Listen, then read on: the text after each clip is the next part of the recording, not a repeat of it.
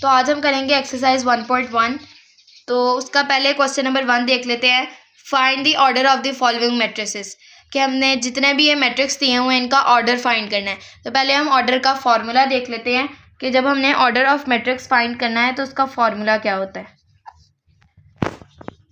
Order of matrix, इसका formula होता है m/n, जिसमें m जो है वो हमारे पास है नंबर ऑफ रोज, जबकि जो हमारे पास ये n है वो हमारे पास नंबर ऑफ कॉलम्स।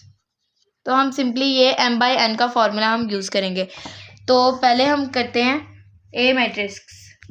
तो a is equal to 2, 3, -5 and 6 को सॉल्व करने के लिए मेथड हमने पहले ये लिख रहे हैं order of A.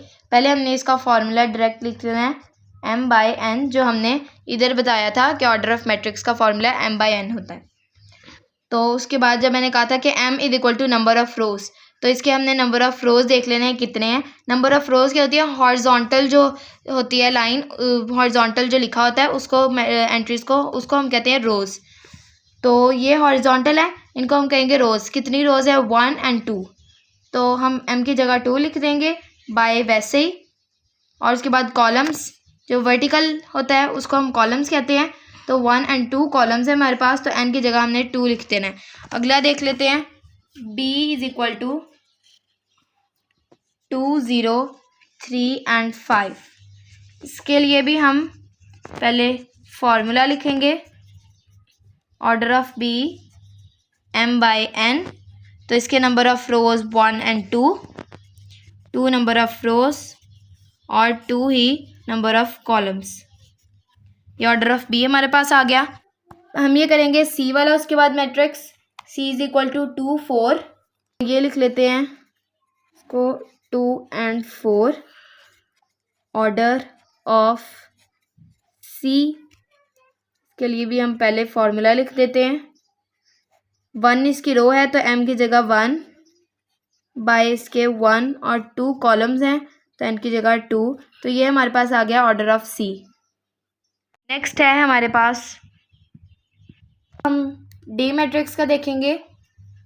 d is equal to 4, 0 and 6। ये फाइंड करने के लिए भी हम इसका पहले फॉर्मूला लिखेंगे ऑर्डर ऑफ मैट्रिक्स का m/n। जिस तरह हमने सबके अंदर पहले फार्मूलाज लगाए हैं इसके अंदर भी पहले फार्मूला लगाएंगे। तो इसके अंदर रोज़ हैं 1, 2 एंड 3। तो m की जगह पे हम 3 लिख देंगे। और कॉलम हमारे पास सिर्फ एक ही है इस मैट्रिक्स में, जैसे इसमें 2 थे, ऊपर वालों में 2 थे, इसके अंदर सिर्फ एक है, तो हम n की जगह पे 1 लिख देंगे। ये हमारे पास ऑर्डर ऑफ डी आ गया। ई का अब ये इन्होंने एंट्रीज की जगह, नंबर्स की जगह इन्होंने जनरल दिया हुआ है ABCD वाला। तो हम इसको भी कर लेते हैं, देख लेते हैं कैसे होना है। a is equal to AD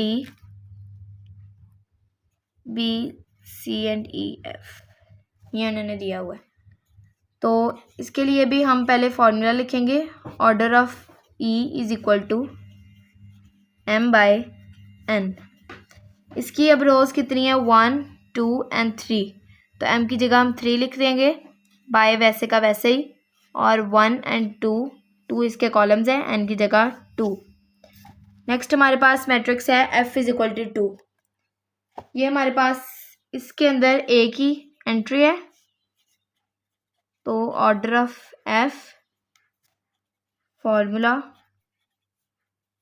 एक ही रो एक ही कॉलम 1/1। नेक्स्ट है हमारे पास g। ये बड़ा है मैट्रिक्स को हम 3 लाइंस पे लिख लेते हैं 2, 1, 2, 3, 2, 4 एंड 0, 3 एंड 5। के लिए भी हम पहले फॉर्मूला लिख देंगे। उसके बाद हम काउंट कर लेते हैं इसकी रोज, 1 रो, 2 रो एंड 3 रो। 3 रोज है हमारे पास एंड कॉलम्स भी 1, 2 एंड 3 कॉलम्स है हमारे पास। ये ऑर्डर हमारे पास जी मैट्रिक्स का आ गया है।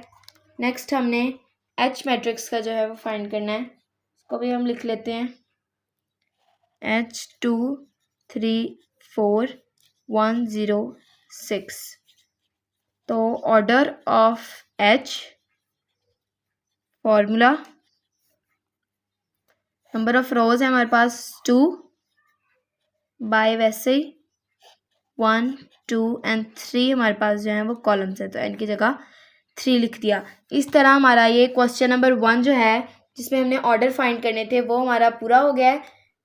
तो अब जैसे आपको पता है कि हमारा ऑर्डर ऑफ मैट्रिसेस वाला क्वेश्चन नंबर 1 खत्म हो गया है। नेक्स्ट वीडियो में आप हमारी देखेंगे क्वेश्चन नंबर 2। तो उम्मीद है आपको हमारा ये ऑर्डर जिस तरह हमने ये फाइंड किया फार्मूलाज लगा के, नंबर ऑफ रोज और कॉलम्स फाइंड करके, तो ये आपको इसकी अच्छी समझ आ गई होगी और इसकी प्रैक्टिस कीजिएगा और अच्छा होगा।